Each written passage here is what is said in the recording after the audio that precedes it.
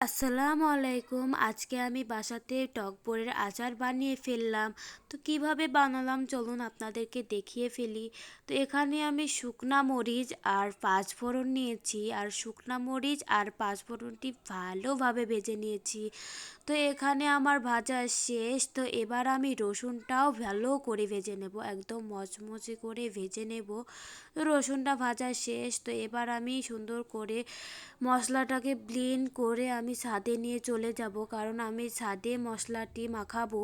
তো ছাদে নিয়ে চলে আসছি। তো এখানে আমি পরিমাণ মতো লবণ সেই মশলাটি দিয়ে দেব, আর 1 বোতল মতো তেল দেওয়া লাগবে।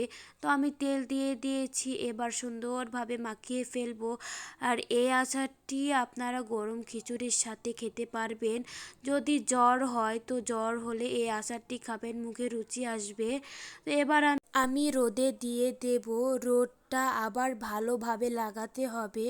তো রোদটা ভালোভাবে লাগানোর পর আমি বয়মে ভরে নেব। আচারটি কেমন হয়েছে সবাই ভালো থাকবেন। আল্লাহ হাফেজ।